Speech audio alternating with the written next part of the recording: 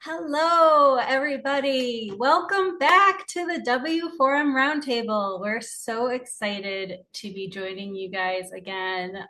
This is our first live back in 2026. We're kind of feeling the rustiness a little bit today. Oh my goodness. But just so excited to just be back. And in all honesty, the weather has been horrible lately. So I'm so excited to get some chatting time in today, just to kind of shake off some of those winter blues. So today we're really excited to bring to you a new guest, and we have Natalie with us, and she's going to share her expertise in sales. And it's just so awesome and refreshing to, get practical tips, but also part of, our background here at W4M is we love bringing just unique stories and helping to just bridge the gap and remove some of the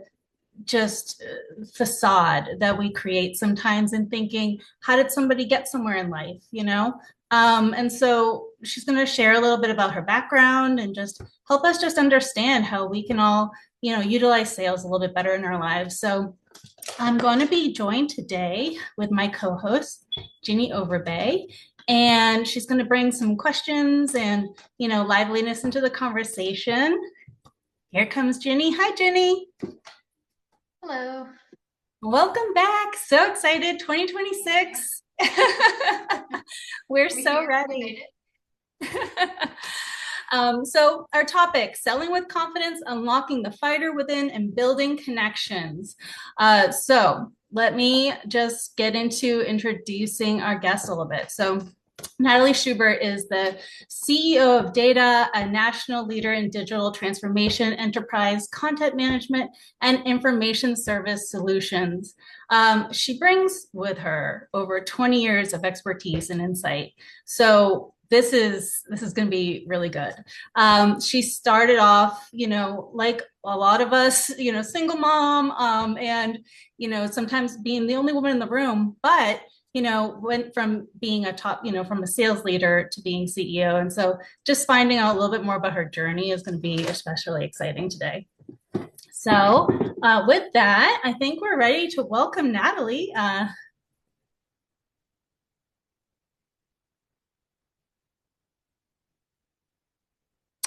We'll give it a couple more minutes, but we're excited. So, I think some of the things that I'm really looking forward to digging in a little bit today more is just, the practical tips that I know she's going to be able to share with us, because we all utilize sales in our lives, whether we're pitching ourselves for a job or maybe work in direct sales, or even if you have an idea that you want to bring to your company or employment, or just explore, being able to present it, being able to approach it with some of that sales mindset is so important to be able to get to that next stage in life, to get to the success line. So hi Natalie, thank you so much for being here with us.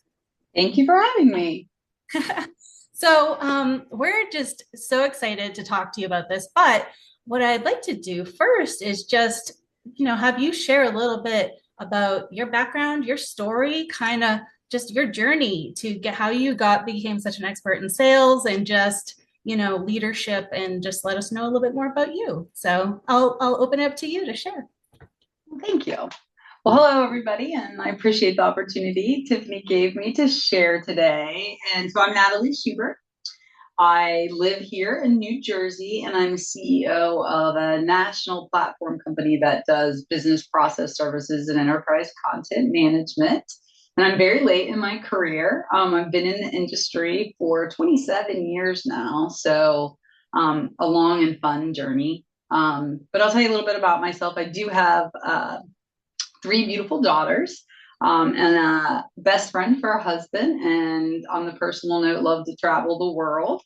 But my journey began from a career perspective a long time ago, obviously. And, I started out, I worked full time and went to college full time and put myself through school. And my father was a serial entrepreneur, but he'd hit a tough patch when I was 19. And my dad's one of my biggest heroes. He went on to be wildly successful, but it put me on my own at a young age. Worked my way through school, and right after graduation, I found out I was expecting my little girl.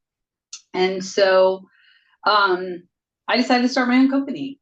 So I started my own company, and it really is part of my sales journey because when you're running your own business, you're always selling, right? So as a CEO today, running a much larger organization, you're always selling, you're always building teams, right? You're mentoring internally, but you're also working with your customers to keep them happy and doing business with you. So I decided to start a business, and I really just wanted the flexibility to be near my daughter. Um, and I did enjoy business and I enjoyed sales. So I got out and I started this business, and I spent 2 years. It took 2 years to really build a client base. And during that 2 year journey, there were a couple of very big, significant moments in my life. And then several ahas that came out of that. So at about the 2 year mark, sadly, I was about to become a single mom. And I only share that piece of my story because at the moment I was asked for a divorce. I was sitting at a conference about ready to present to 700 people, which became my largest client of my small business. So I had started my business with 25 customers in a group. It was called IMAP. And I was getting ready to go on stage, and my husband at the time told me that he wanted a divorce, and with my little girl sitting on my lap. And Oh my 30 God. minutes later, I was in front of 700 people presenting, presenting the company I was leading, the service we offered, and those types of Yeah. things. And, it's one of those moments that define you because not only would it define you in the moment of, the personal issue, but the fact that I was able to go up there, get on the stage, hit it out Right. of the park, deliver the conversation, and I landed the client. And I mean, it takes a few months before you get the contract, but it put my business on the map, right? So here you Amazing. are in one of the toughest moments of your life, and you're able to keep the fight and get through, and secure the business. And really, it launched my company. So Um, it's incredible. I mean, how did you find the strength to get on stage and deliver? Like, how did you pull that all together? Because that's so raw. I can feel that. Like, yeah. just like hearing the story. Oh my gosh. And I think what's so interesting is that the strength we have as women, right? I knew I had to take care of this. Like I was about to be on my own, right? It wasn't even like I didn't pause. And I know the emotion of what happened hit me much harder later, right? But I was up. I knew what I needed to do that day. This is unexpected, but I had to compartmentalize it and just go do what I needed to do. Um, and so and I did ultimately, we did, certainly had other conversations, but we did separate, and I was a single mom for a long time. And so my three beautiful girls are a blended family. I have one biological daughter, and I married much later. So I raised my daughter from 2 to 15 on my own as a working mom. Wow. And I think Gosh. that, those things, they make you stronger. So Yeah. I go about growing this company. And again, remember, I started it for flexibility. Um, but as it took off, it's a national company. I'm traveling. It's really awesome when my little girl's not in school. So up till 5 years old, she could travel with me. And, we had I had help, right? They came with me, but I got to see her every day. Once she got in school, it was a different story. Then all of a sudden I was traveling and I wasn't getting the benefit of it. Before I get to just kind of why I stepped out of running my first business, which was really I was never home, and the whole point was to see my little girl. I sold it when she was 8 years old to be able to be closer to home. But one key thing that I learned while running my business that changed my career, and it's funny, I asked one of my leaders on the way in here who's been working for me for the last 3 years. I asked him, I said, what's one thing I've told you in the last 3 years that has inspired you most? And it's going to be this story, but it also has shaped my entire career, and it shaped my daughter's career when she first started. So I start this company, and basically what it's doing is it's selling an advertisement to buy or sell companies. So it's $395 an ad. So imagine the amount of cold calling. So the reasons I wanted these groups to join is because they would spend more money. So I was smart enough to know, hey, if I have these associations, I'll get more ads versus the pounding the phone. So it certainly helped. And my father, again, one of the things about my dad is, and I know I shared this with you, Tiffany. Yeah, There it's a was, good story. there's, I love it. there was, you could be anything you wanted to be in life. And he Yeah. was a businessman and a salesman, and he had a law degree and a real estate. I mean, very, very smart guy. But he told me when I was doing it, it was a grind. It's a grind selling a $395 He service. simplified it for you. Yep. He made it so tangible. This is a good Yeah. piece of nugget for people to take away. And so he said to me, he said, the person that spends that $395 is just as attached to that $395 and weighs the decisions and the buying process the same way that someone that spends 50,000, the same way that somebody spends 100,000, the way that somebody spends a million. Yes. And that moment changed the trajectory of my entire career, because it was such an aha moment for me that I immediately went to a consultative selling approach, hired inside salespeople to sell the $395 ad, right, for buying and selling. And I went about taking my financial background, which I had an accounting degree and a business major and an IT degree. So I love tech and numbers. And so I went about selling to these associations consulting services to do due diligence. But Yeah. all of a sudden, I was selling at this point, not life changing, but selling $50,000 services, $75,000 services, and my business really started to grow. But I think right, like a barrier that was broken in that moment with that advice, because to not put it in this other category of, oh my gosh, you have to treat these other people so different and stuff. It's the same. People want the same Same, service, they want the same experience, they want to have the same feelings, no matter what, exactly, and exactly. I think that that is so, like, kiss, right? Keep it simple. You know what I mean? Right, and it right. Keep it and I love simple. that. Yeah, that's Yeah, simple, basic advice, that anybody can run with and just understand that, you know, yeah, keep it equal. Keep it this right. playing field. I love And that. you're talking, no matter who you're talking to making those decisions, right? They may have more responsibility, but you're still having a human to human conversation and interaction, right? You need to be solving a real problem, or they need to have a need in that moment, right? And they're going to go through that process. And so I ultimately I sell this little business, like I said, to get back to being home. So I actually take a local sales job. Um, and she's 8. And I go into this company that didn't have anybody in the city I was in, but they were they were a national company, but they were really successful in the major 3 cities around me. So I lived in Cincinnati, Ohio at the time. They were doing great in Columbus. They were doing great in Indianapolis. They were doing great in Lexington. So I was like, well, obviously it's a sellable solution. They just haven't had the right person. And so I spent the first 2.5 years there in a sales role. And because of this single piece of advice, and obviously I'm comfortable, having a financial conversation is important, right? So I'm comfortable in front of a CEO or a CFO or a senior vice president of operations. I'm young though. I mean, at this point I'm 32 years old, but I have a good business understanding.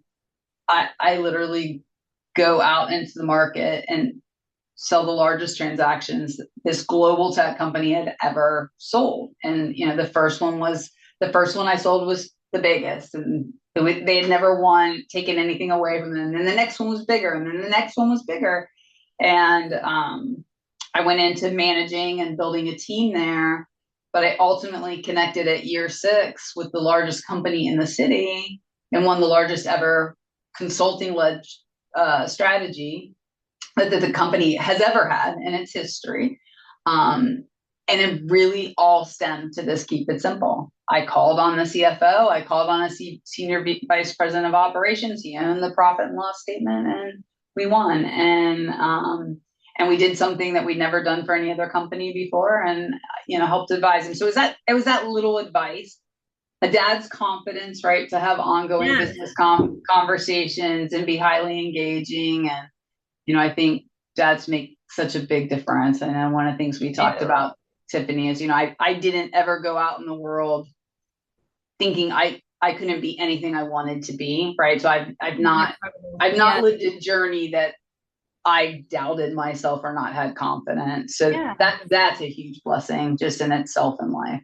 It is. And I think that's important, and that's something that we definitely always in this space want to make sure we acknowledge, is like the importance, like you said, like for dads, right? Like, I mean, having your dad tell you that you can do anything and having that stick with you, or you're just being able to take those nuggets of advice. Like you said, it developed a confidence in you to where you can sit down and talk to anybody. You can talk to, the head of a company, or talk to, just somebody in marketing or whatever. It doesn't matter where they are, and you can do it because, you were told you can, but also because you have this understanding that, you're going to treat them the same regardless, because it's the same approach. And I think that, man, it's almost like it takes a lot of pressure off, too, because instead of walking in the room going, oh my gosh, I'm in over my head, walking in the room going like, I can talk to these people. Like,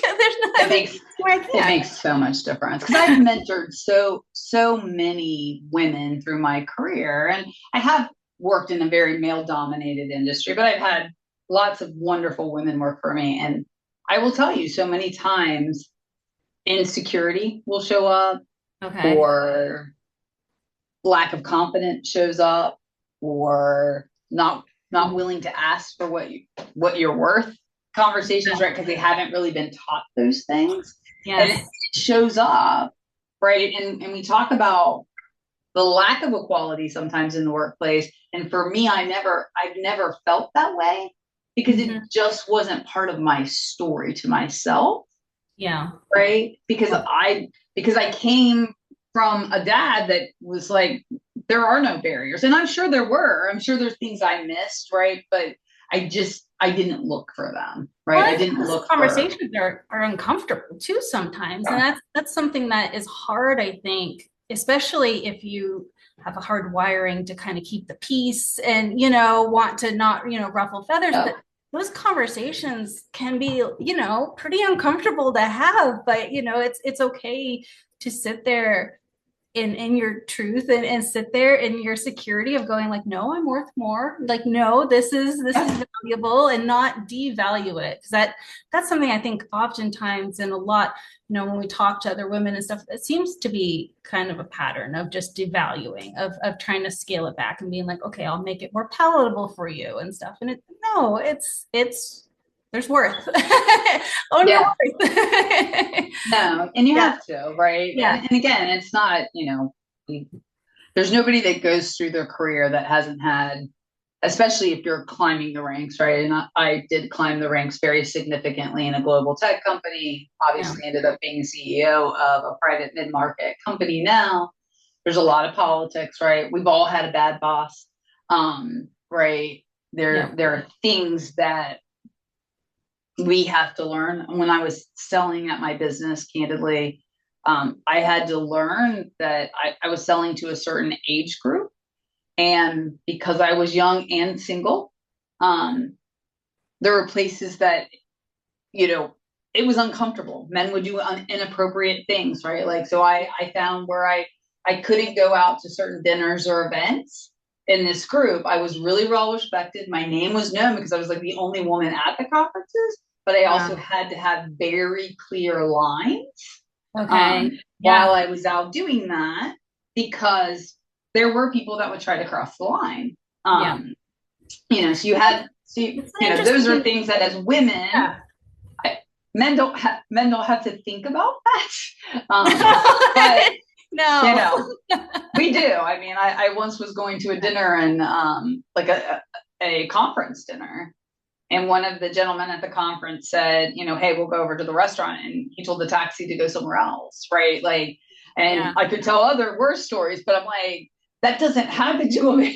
That happens to a No. And woman. if it did, you'd Right. probably be like, yay. Okay. Yeah. Right. I didn't want to go there anyway. No. But no, it's Yeah. true. And that is an interesting thing that you had to set those parameters for yourself. But it doesn't mean that whether that, women are still experiencing that today or not, but you still can get to that next level. You can get to that next rung.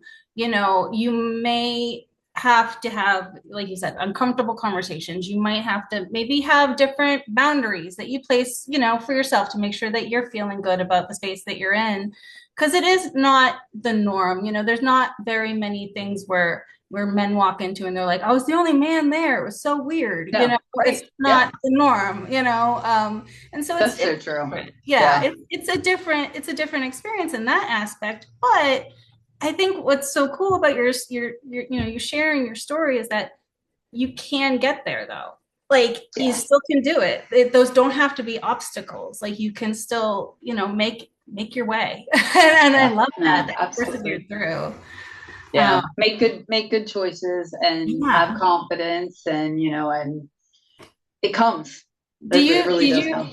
when you were in those situations where you were the only woman, did your dad's voice kind of like pop up for you and stuff in those times? Like, Yeah, I think it did, and I think what was so important is that I just felt comfortable in the room, and yeah. I found, again, I know times, I hope times are changing. I was in a very male industry, but I found being a woman as a distinct advantage.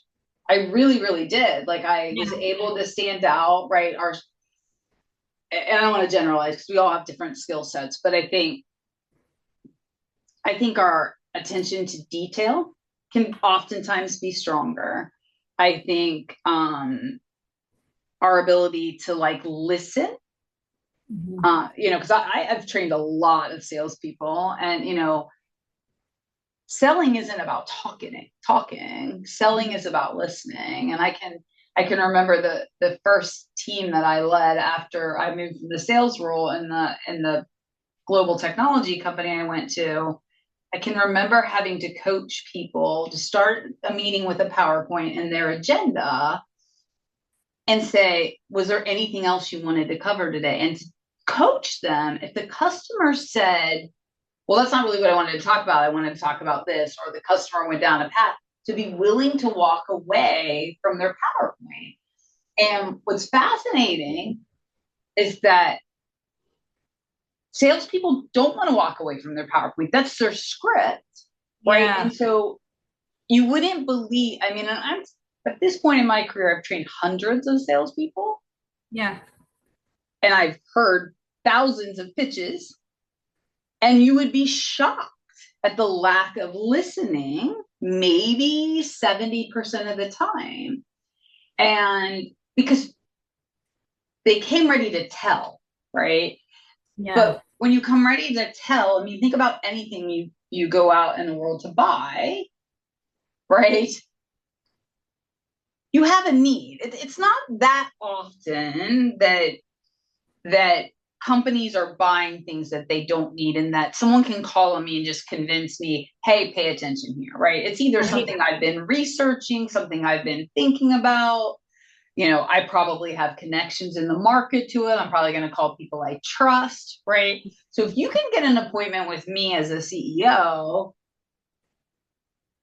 there's a reason why I agreed to the appointment. There's something that you have that's at least of some interest to me.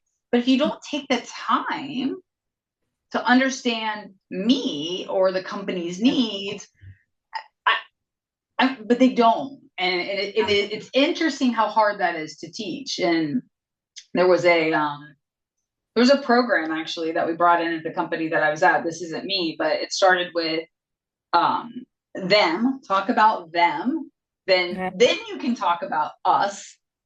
Okay. Then you need to show how it fits, and then you need to give them proof that you've done it before. And I think them, us, fit, proof was one of the simplest things I've ever heard. So long as you have someone that can listen, right? Because even that you can screw up if you go into telling, right? You have to If really you listen, go back, if they slip back into their right? own narrative. Right. Okay. You Yeah. have to listen. Yeah. And that's hard. And It I think based off of, again, managing hundreds of salespeople, I find women do that very well. I find women is. salespeople do that very well. Nice. Um, one of the things that I tell people when I'm coaching them from a sales perspective is if you say you're going to do something, always do it. And if there's a reason you're going to be delayed, don't wait and let the customer ask you where it is. Send them a response. Let them know why you're delayed, whether it's personal or business, and when it will be there. If you do that, you're already better than 90% of the people out there trying to sell solutions, because Ooh. people don't do what they say they're going to do, Yeah. right? Things slip, an activity at home, whatever, things come up, you're going through an approval process. And it's amazing to me Mm-hmm. how many people don't just, if you can follow those things, be responsive, listen, and you have something someone needs. I mean, you do need a solution that someone needs, Yeah, yeah. Nobody's right? like you said, nobody's Yeah, going to sell you something that you're right. like, I You have don't no need need, for this whatsoever in my life. right. Yeah, I mean, you might find one in a million, but that's going to be a yeah, really yeah, tough sale. yeah. So, but I do think that being a female for me in the Yeah, business environment was always an advantage. I always had a leg up, but being fewer of us, I stood out, and yeah, people would remember my name, or they would remember my business name when I mean, I literally was the only woman in the room at these conferences. yeah. They knew who I was for decades after I left the industry because I was the only woman. Yeah, So which is, I mean, it's awesome that you were able to make that niche for yourself. And I think what's interesting too is even how you just kind of wrapped it up, like the process of, starting with talking about them and, moving on from there. I mean, I will say like I've done a lot of cold calls in my time too. And I know the best ones I've ever had were the ones where I just chatted with the people and asked them how their day was. And honestly, I didn't even tell them about anything, And those are right. the people that you can follow up with. So I think it's interesting. They'll I take never your really call the thought of next time, right, recipe. Tiffany? They'll take your Yeah. call the next time. Yeah, exactly. Exactly. And so I love that you kind of put the recipe together of the practical, engagement of it. I know that when it comes to sales too, I know you have some really, powerful approaches, and we've talked about some other tips that you have. Like I know talk about big rocks, and you think how that that matters in sales, and you've got some really great nuggets. And so I would love to have you just delve a little bit more into how to get that traction going, and really track the sales and all that. You've got Yeah. you've got it unlocked, so I can't wait for people to hear this. Well, I will tell you, it's actually a program in the market. It's called Traction EOS, and it was probably 5 years ago, I think probably 5 years ago, that a woman I work closely with at my prior career, and now she's our company's fractional CMO. She has her own business. She introduced me to Traction, and at the time, I was leading 29 managers, and they weren't all direct reports. So there was tiers and 365 salespeople. And we were in COVID. And so it was beginning of 2020. I had taken over the services sales organization. It was about $1 billion in revenue that the team was responsible for retaining and generating growth in. and you're working remote, and I get introduced to this program called Traction EOS, and it really has changed my career because getting people to prioritize what's important, and it calls it big rocks. And I'll talk about in a minute how impactful it's been, but big rocks, because you're clearing the noise and you're focusing on what's most important. And those that I believe this absolutely to be true, and I teach this to the organization I'm in, but my first pass at it, it was profound. We literally got all 29 managers to roll out this program.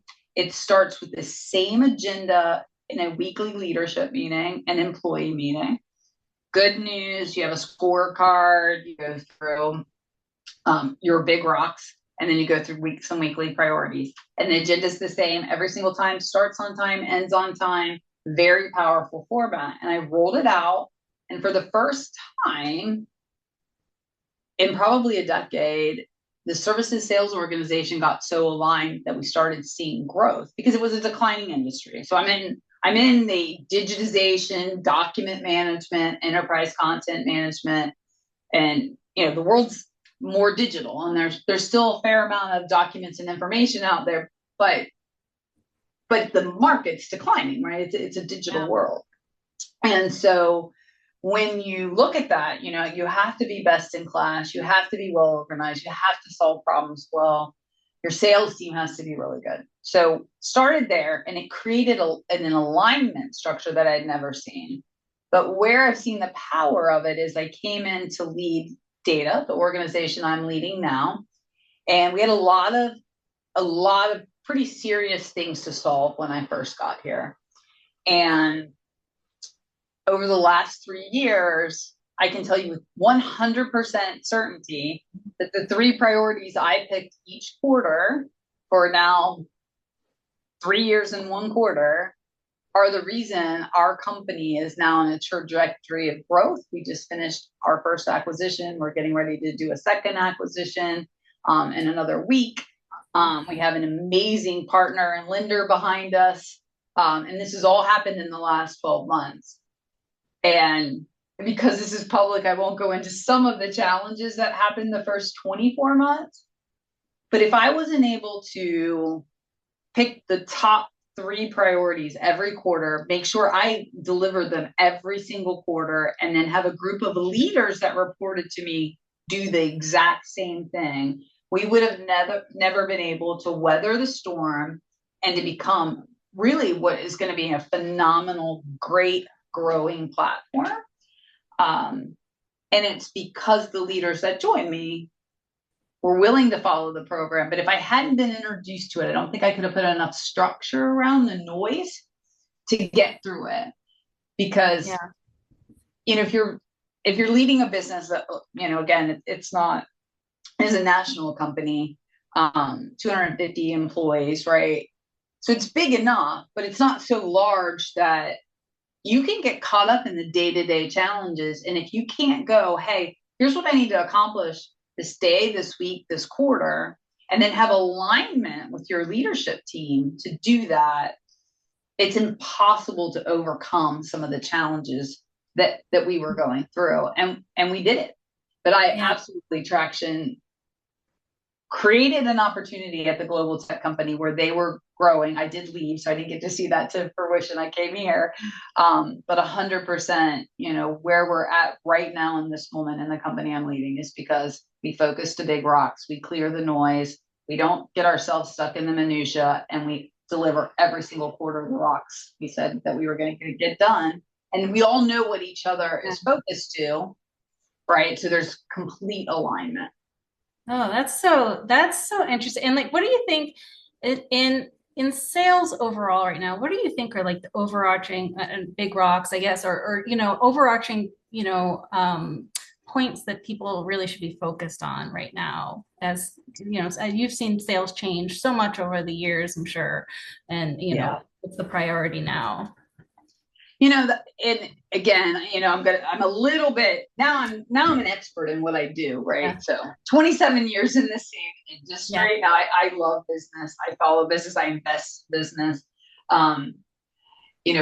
we're helping people through truly getting access to information real time. And we're very focused to the power that AI can bring to large amounts of information, because I believe it can completely invigorate this industry again.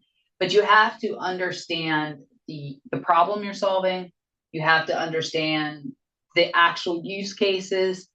You have to be, it's funny, I used to be the national presenter for services for the company I was at. So I was on the stage all the time talking about our services and solutions. And my husband is a delivery person. He ran all of services delivery, managed 15,000 employees. And he got it so right. He said, Natalie, you can use buzzwords all day long, digital transformation, all that, glazing over, Yeah. because IBM is doing digital transformation and Microsoft is doing digital transformation. And what do you mean? What are you Yeah. actually doing? What is the problem? Give me an example so that I can go, yeah, I have that problem, or I can translate it to a problem, but Yeah. give me something tangible. He's like, everybody wants to go in and talk about tech services or AI or all of these things, but if you can't give it actual meaning, Yeah. right? Your presentations just kind of go in here, and you're not likely to take the next steps. Yeah. So I don't think any of that's changed, right? I think we have to be very clear with customers what we're capable of. We have to Mhm. be very clear with customers what our differentiations are. Like for data, like we're at the right size, that we have flexibility and great customer service, but we have a high level of security investment that you don't even see in some of the big players. So, I mean, it won't matter here, right? But PCI and SOC 2 and all these certifications that are critically important if you're handling information, they cost a lot of money to have. They take a lot of discipline to have, Yeah. but we give a high touch, and then we can explain, okay, here are the use cases and the problems that we solve. So that's how we're differentiating. I think there isn't a CEO that can't be out thinking about how is AI going to change the future of my business, right? Will my business be here, right, in 5 years? How can it make my business better? How can it make me quicker, smarter? Do I have time, right? Because again, the smaller you get, the dollars, the talent, right? All those things are more limited, and you have to make really good decisions on where you spend it and what you do. But I think, again, I'm dating myself, but the internet changed the entire world. I mean, when I started my first Yeah. company, it was fax broadcasting. So, and it had just been released, and 10 years later, right, the internet had changed the world. In the last 3 years, AI has changed what I do on a daily basis and the power and speed that I can move. I mean, Yeah. 300 times, just me as an individual, right? Wow. Isn't that So wild? Oh my gosh. it's crazy. It's crazy.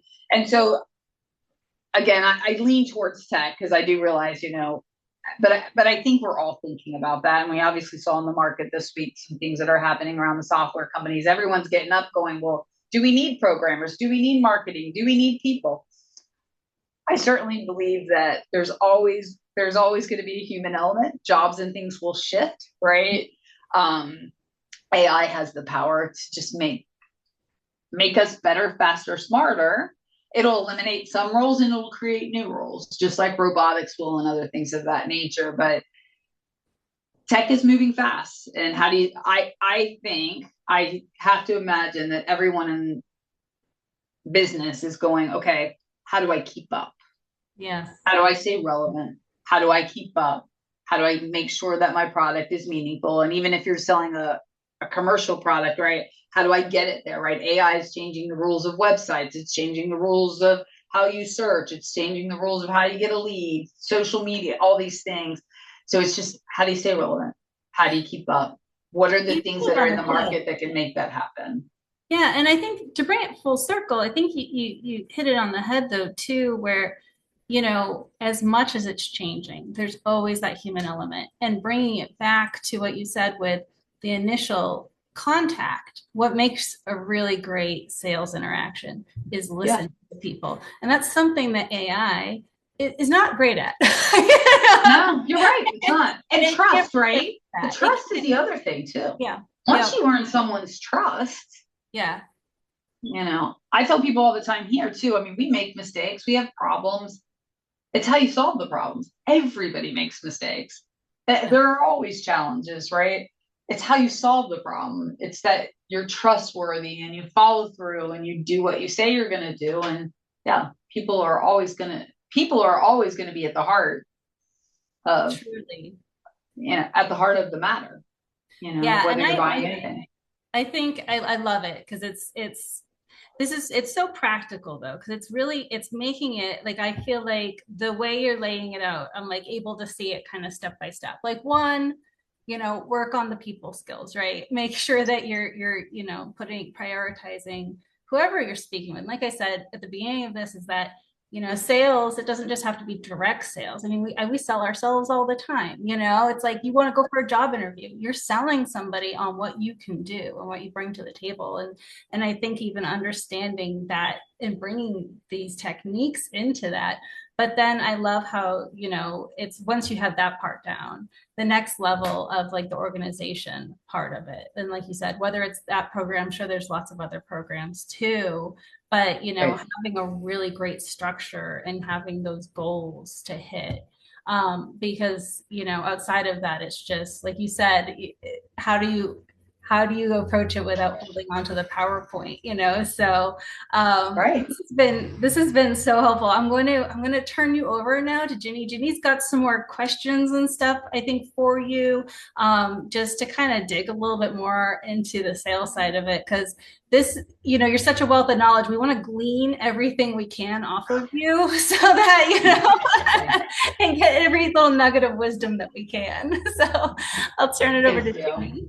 Ginny. Yeah. Hi, Judy. Yeah, this has been so so interesting and I feel like really beneficial already. And kind of going with sort of the theme of what we've been saying. I had a few questions I've been kind of jotting down, but then based on some of the stuff we were talking about, now I'm sort of like, I have different questions. I kind of want to continue on a little bit with what you were just discussing.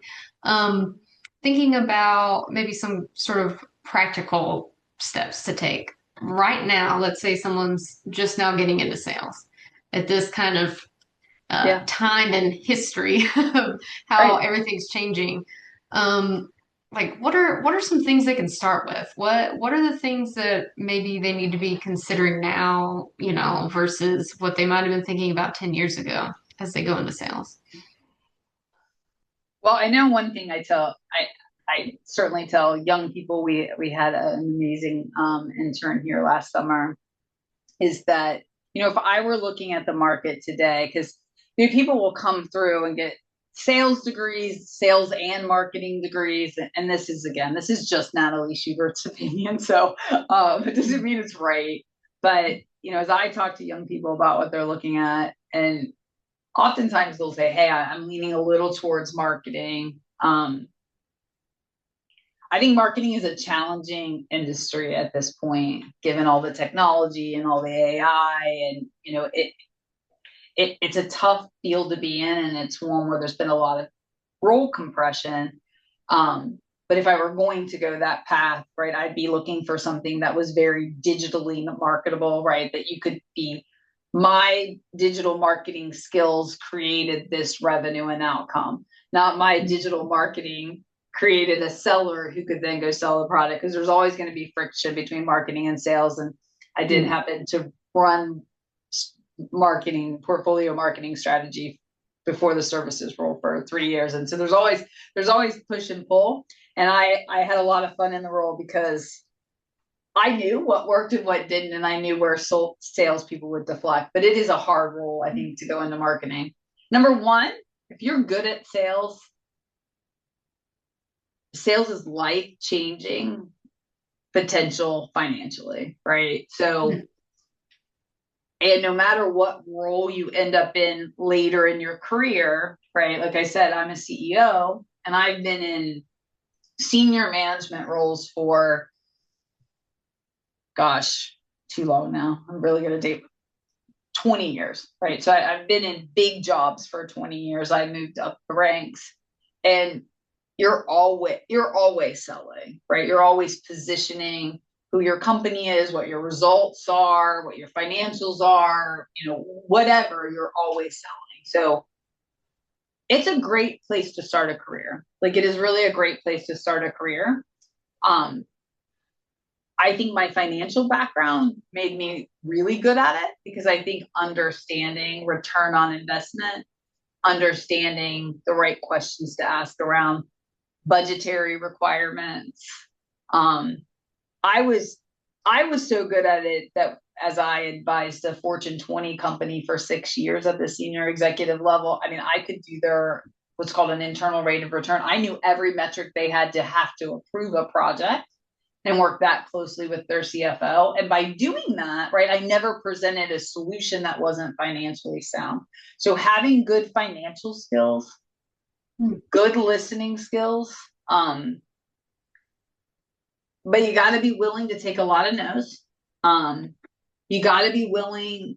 You got to be willing to create a chance, a focused chance for success, right? So understand your solution, understand who buys it, understand do your homework, then get very clear on the market segment you're going to go after and how you're going to get into that market segment, right? And it's hard, right? I mean, there's no chance I don't get any less than 30 LinkedIn's a day trying to sell me something to get a meeting with me. Mm-hmm. I don't take the meetings. I don't have time, right? But if someone I know trusts someone, if someone refers someone in and says, here's the problem and solve, I'm like, wow, I actually have that problem, right? Sometimes I'll take a courtesy call just for someone I know, and I may not have the problem. And if the person does a good job and they listen and they can land the plane in the conversation, it might go further, but there's a lot of them that don't, right? They sound so general when they get on the phone with you. Mm-hmm. And don't set, never talk to someone like you can solve, well, I can solve any problem, right? Or just like where you're trying to get them to give you the problem because you're going to consult. You need to come to the table with, I understand what you do. I'm not sure this is a problem for you, but here's what I've done in this space before. And if it connects, it connects. If you start to open a dialogue and they share a problem and you think you can solve it, don't say you can solve it if you can't. And go back and do your homework if it's not your use case before you say, don't just say you can, right? And so I would tell someone if I was going into sales today, get into research the companies you're looking at, get into a company that's fast growing. I would lean towards tech, right? And, something certainly you have a passion for, but do your homework and get in a space where people make life-changing growth and incomes, even if you have to go up the ranks and prove it.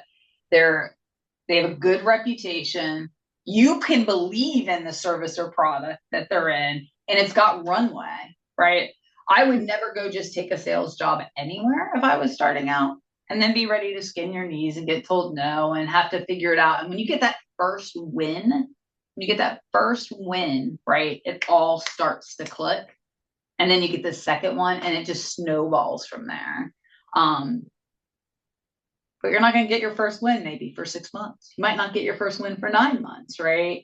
And you got to have thick enough skin. I mean, that's the one thing. And, people like working for me in sales because I get it, right? It's a hard job.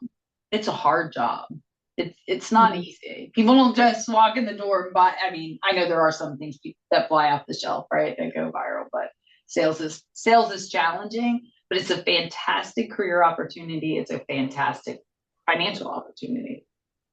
It's worth the risk. Yeah, exactly. Just thinking about, all those no's that a person might hear, do you have any kind of, what's a simple strategy or something someone can do when especially at the beginning, when maybe they're hearing all of those no's, or they've heard 100 no's and they've got to go do another pitch, what can they do to kind of hold on to that confidence instead of getting discouraged?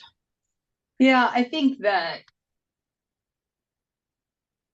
if they're connecting with the people that they're talking to, ask for feedback, ask for referrals, never leave a meeting without sending a thank you note, right? Try to pick up on something from that conversation. I use OneNote a lot. I don't know what people, and I use Asana, but I take notes on everything, right? So I'll make sure I jot down a couple things. Have a reminder in your calendar to send a note and just say hello. 90 days later, it wasn't just about I needed to sell you something, because again, it's so rare. It's so rare that it's funny. I will occasionally take calls on something I don't need from the most persistent salesperson that's professional, because I respect their persistence.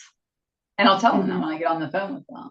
I'll be like, you communicated with me 15 times without any interaction from me. But here's what you did or said that had me, okay, this person's professional. They're looking to solve it. They're understanding my company, and they're just consistent, right? There's not a lot of that in the world. People give up. So get feedback. Practice your pitch with your best friend or your husband, right? Get feedback. Be willing to take feedback, right? Because the sooner you get the pitch right, the sooner you're going to start having success.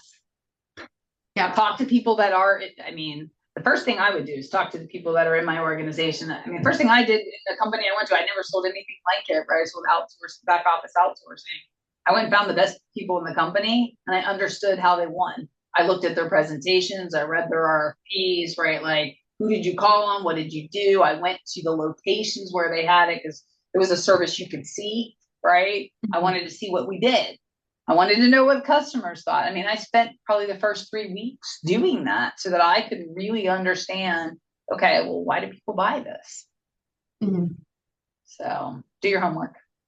Yeah, I think that was a big takeaway, just knowing, like you said, doing your homework, doing that research. You can't just stroll in and sell something when you maybe you don't know the product that well, and then also maybe don't know your audience that well, don't know the market that well. So it sounds like a lot of sales is really just trying, working hard, kind of in the background, preparing everything for that pitch you're going to be making. And then keep going, even if you get the no, but hopefully you're learning something, picking up tips along the way. And like you said, getting that feedback. I think that's really important. Because like you said, they can keep working on the pitch, gets a little bit better, a little bit better. And then one day, they'll get the yes. So they will. Yeah. And Christine wrote in, professionalism is key, right? People, when they get uncomfortable, they're not always professional, right? And then you're not going to get another shot. You have to be professional. Yeah. You can, just like you can practice your pitch with your friend or your husband, you can vent to them too about what happened. Stay professional here. Exactly. And let it out always somewhere here. else. Exactly. Always here. Yeah. I'll ask one kind of quick wrap up question. What is a lesson that you've learned that you wish you had maybe learned earlier in your career? Goodness. I know it's honestly, it's wonderful to be at this point in your career and get the opportunity to look back and reflect. And I think, I will tell you, this whole strategy about clearing the noise, focusing to the biggest priorities, being able to see, where you want to be a year from now, 2 years from now, but doing it consistently and with purpose. It's really, in the company I worked before here, one of the things I used to say all the time is it's really easy to be busy and not accomplish something. And people think that being busy, right? Oh, I had such a hectic day. I was so busy today, right? But if you get to the end of the day and you didn't actually get through any of your priorities, and I'm talking your bigger, longer term priorities, you didn't spend your time in the right place.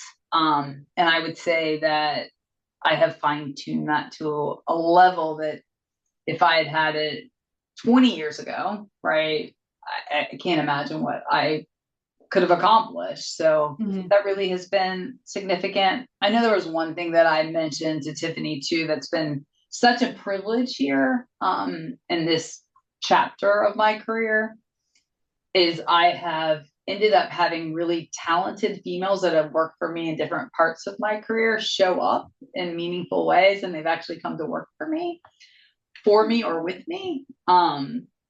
And that's been one of my favorite surprises on this journey because I really did work in a male dominated industry and I worked with great men and women.